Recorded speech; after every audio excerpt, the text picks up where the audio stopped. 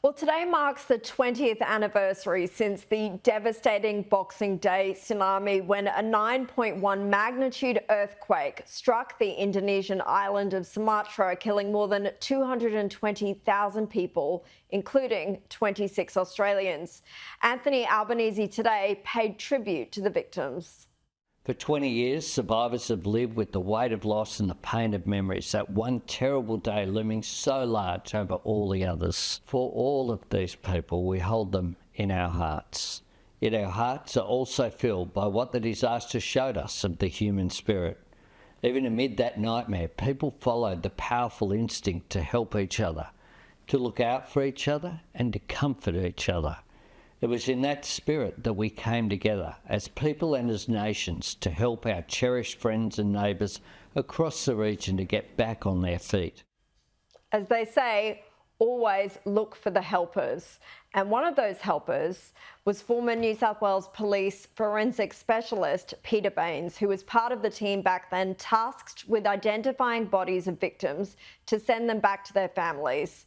And now he's just finished a nearly 1,400-kilometre run around Thailand to raise $1 million for Hands Across the Water, a charity he started to help children orphaned by the tsunami, but has since grown to support the region more widely.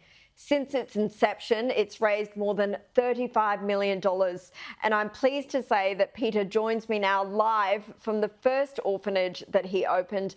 Peter, what an incredible effort. Congratulations. What was it like being on the ground back then, helping people, that made you so committed to wanting to continue to help them even 20 years on?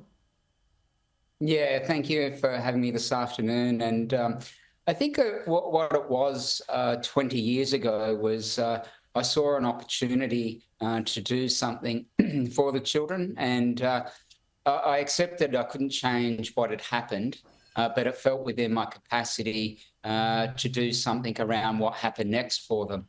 And to be honest, it was a decision that I thought by building them a home that their needs would be answered and the job would be done. But here we are almost 20 years on, and it very much occupies every day of my week, and we continue to work over here and support the broader community and many additional communities, not just those that were originally affected by the tsunami. Why is it that people there still need help 20 years later? Yeah, Thailand's a developing country, and you don't have to step too far outside of the Bangkok to find those who live in abject poverty compared to Australian standards. And out in the regions, they don't have the social structure or the resources, and the homes that we support, many of the children arrive at the request of the government, of the social welfare, of the hospitals, of the police, who have no other options. And the children that we take care of, they might be with us for a short time while we help repatriate families. They might be with us for a longer time. But we certainly accept that the best place for kids, all things being equal, is with a family. But when things aren't equal, we provide an option, and as I say, whether that's short or long term. And it's long been the case that it's the communities we support reach much further than just the tsunami that brought us over here 20 years ago. It's incredible, the work that you're doing. And now it's been 2 decades, obviously, but do you remember what it was like confronting that scene, having to identify victims after such a devastating event?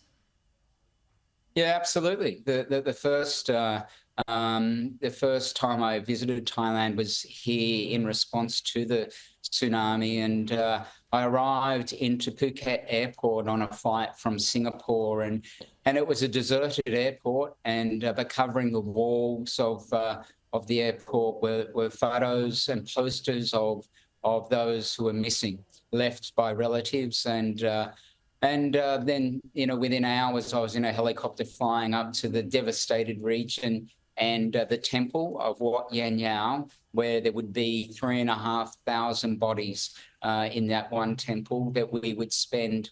And when I say we, I mean the entire forensic community that would come here, would spend over 12 months working to identify the 5,500 bodies that were recovered in Thailand, to repatriate them. And those images and those scenes from those early days have never left me. And it serves as a reminder as to the power of nature destruction. But as the Prime Minister said, the good and the humanity that can come from such destruction. Yes, well, the help that you and the others provided in those horrific circumstances is certainly the positive thing that we saw come out of this. And the fact that you're still doing it so much later, that commitment is incredible. What prompted the idea for this particular run around Thailand, and what challenges did it throw up running around the country? Yeah, well, as I knew the anniversary was coming, I wanted to do something significant, and there was three levels to it. One was to raise $1 million on top of the annual funding that we have to raise to support the kids that we have through university and the staff and the upkeep of all the premises. So the $1 million I wanted to raise would go towards building an agricultural learning centre and a hospitality training centre. And that's for the community and the kids, the older kids, to give them opportunities for further education and employment, which then creates sustainable options here. So that was the first reason. The second was to raise awareness. We've raised $35 million since I started, and most of that has come from the generosity of Australians. And sadly, we're pretty much unknown here in Thailand as a charity. And I hoped that by the activities of running over this 26-day period and through Bangkok, we would raise awareness of what we've done. And I think that's been achieved. And then the third reason was to do something memorable to mark my time here. And running from the northeast region, the town of Yosaton is a home that we've been supporting since 2010. And the obvious finish point for the run was where I am today, the first home we built here in Takiwapa, about an hour and a half north of Phuket Airport, and the area which was the most devastated here in Thailand. And how are your legs feeling now? But also, more importantly, how can people at home help?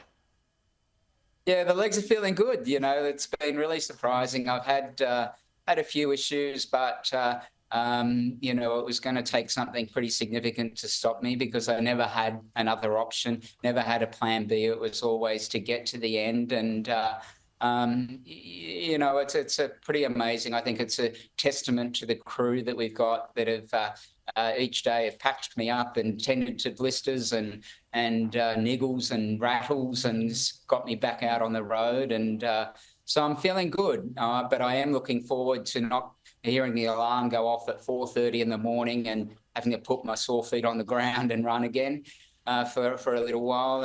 And if people are interested in learning more about what we've done or helping us get towards that $1 million, they can visit handsacrossthewater.org.au, which is where all the information about our run is. And if they want to have a look back over what the last 26 days has been like, probably best to visit our Instagram, or my Instagram, which is just Peter Baines, and we've documented the run through there as well. Well, we saw some beautiful photos during the segment pop up, but Peter Baines, the word hero gets thrown around way too often these days, but you surely are deserving of that title. Thanks for sharing your journey, and enjoy a much deserved rest now.